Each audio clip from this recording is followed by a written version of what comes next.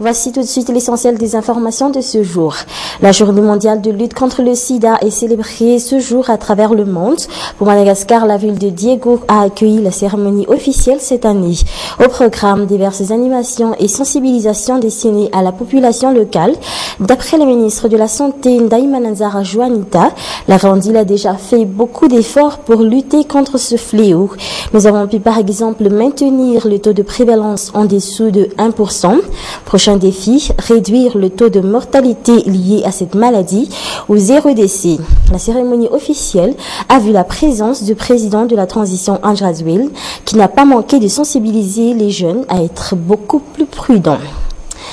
L'hôpital de la ville de Diego, construit aux normes internationales, vient d'être inauguré officiellement ce jour en présence du président de la transition André Rajoelina.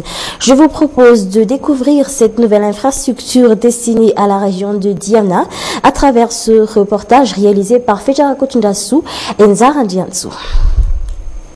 C'est dans cet établissement que l'on accueille tous les malades de la partie nord de l'île. Des années ont passé sans que cet établissement n'ait subi aucun aménagement, alors que c'est la seule bâtisse qui reçoive et qui soigne la majorité des malades de la région de Diana. Ce père de famille figure parmi les personnes qui se font consulter dans les lieux. Les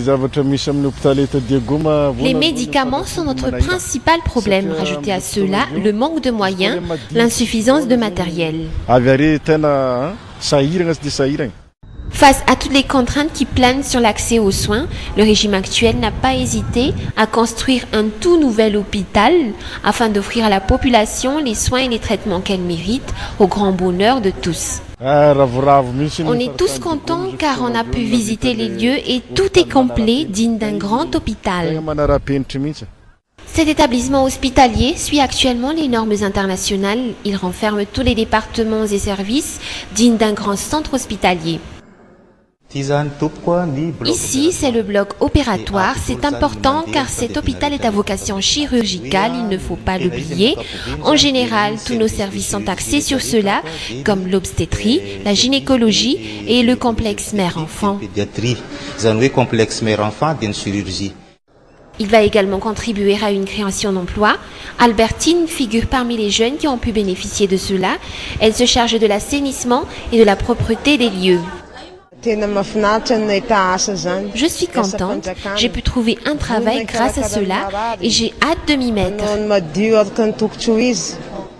Cet hôpital serait au grand profit de tout un chacun, l'objectif étant d'alléger les souffrances et faire accéder à tout le monde aux services de soins égaux et faciles comme l'on trouve dans les autres grandes villes de l'île.